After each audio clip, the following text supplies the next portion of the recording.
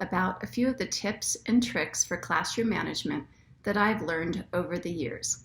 The first few have to do with behavior reinforcement and the types of programs we use to encourage positive behavior.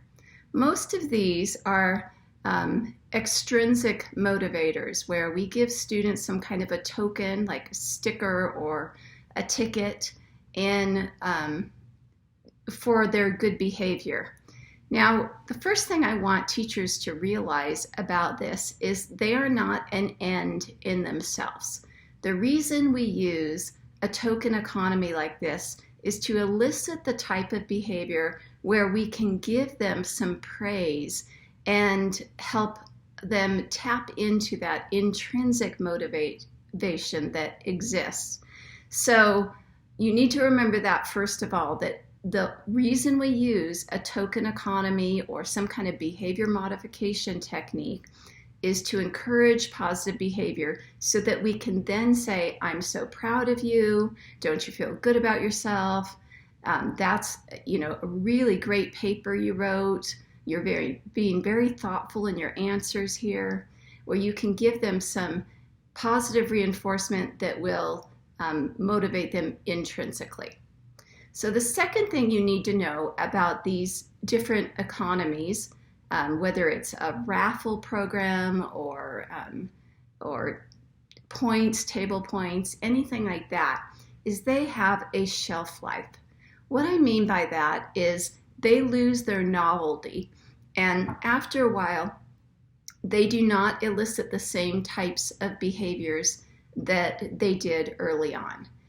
This is good news for those of you that are entering student teaching next semester, because what that means is that you can establish your own behavior modification program at the beginning, and that will help establish you as a teacher as well in the classroom.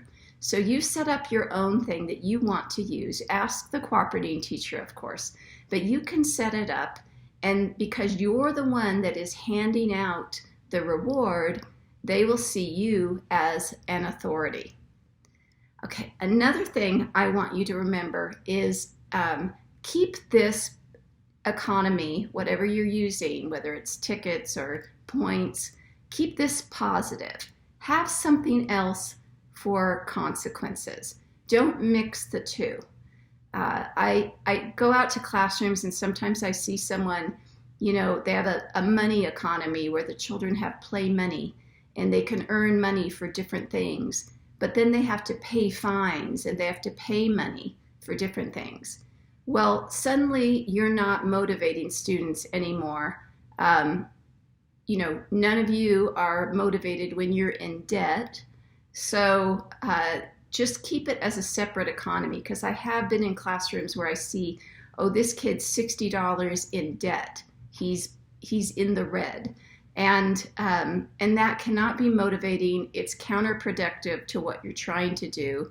And also these systems where we expect children to keep track of all the stuff themselves can also be detrimental for kids that lack organization, like your children who have ADHD may really struggle if they're expected to keep all your tickets in a certain location or something like that. So keep that in mind as well. And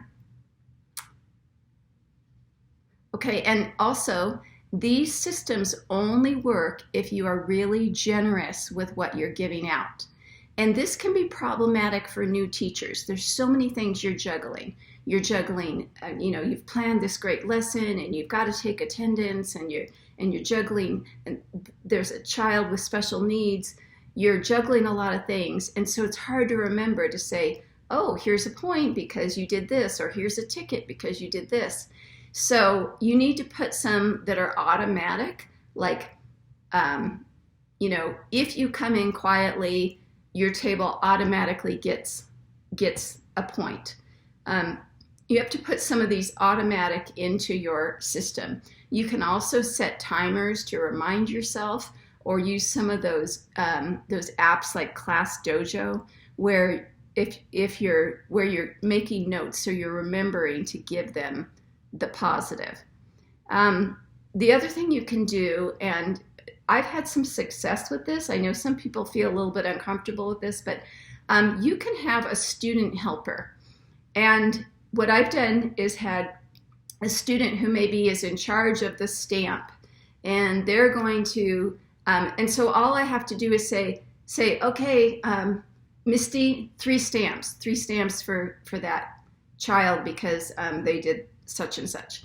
And so that person helps me out with it, and it just speeds things up. And they also help me remember the ones that are automatic. I still have to review, and of course you have to choose a very trustworthy child for this, so they're not just giving points to their friends. But I feel there are a lot of really trustworthy children out there, and so you could find someone to do that. So, so student helper can be a way to make that happen. Here's one strategy that I used that's very simple, very easy to use. I called this the credit card. It's just an index card, and each child has their name written on the index card in Sharpie. And then I usually had one of those stamps that's self-inking, and I would stamp it with smiley faces or whatever it was. And the amount of credits they had, they could trade in for other things. And sometimes it was things that were, tangible, like an eraser or a candy bar. But sometimes it was things like lunch with teacher, or a privilege, like using my special scented markers, or something like that. Being allowed to chew gum in class, or being allowed to wear to listen to music during class with headphones. So, and I had a chart that had these different things that they could trade in their credits for. And all I would do is cross out their credits. So then I'd still have the same credit card, and I'd see, oh, they have 2 credits left. And then once this got all filled up, we'd replace it or we'd turn it over. And this worked really well. This worked so well that I ended up using this with my own children when they were growing up. And so for my son, Wesley, who was very motivated by playing video games and watching TV and anything like that. So each credit was worth 10 minutes of screen time. And if you wanted to earn more screen time, you didn't have screen time automatically in my house. So if you wanted to earn screen time, you had to do other things. And it wasn't always like be good or whatever. Sometimes it was things like get outside and get some exercise, because he was real introverted and wanted to stay in and stuff. So I would give him credits for getting outside and riding his bike. And then, of course, once he got out there, he'd find out, wow, this is kind of fun. I'm having a good time. And then he could use those credits for things he was interested in, like playing on the computer or something like that. So this is one. I like a raffle. I think a raffle is a really easy one. You just have tickets, and you have some kind of a bucket, and you give tickets out to kids, and they write their name on it, and they put their ticket in the bucket. And what's nice about a raffle is you can give out lots and lots and lots of tickets, and you can be funny with it. Oh, today is the day before Thanksgiving. I know everyone's a little hyper. I'm just feeling kind of crazy. It's double tickets today. Instead of 1 ticket for this, you get 2 tickets. Because what does it matter to me? It's just tickets. What's great about the tickets is then you draw 1 or 2 or 3 or however you're doing it, and they get the prize. Not everybody gets the prize, but the more tickets they have in the bucket, the more opportunity they have to get the prize.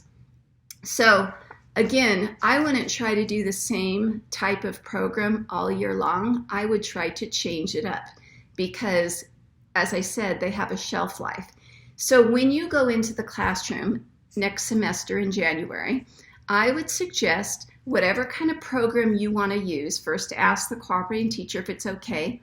but introduce it like a lesson and say, okay, boys and girls, you know, every time you do this, you're going to get a credit.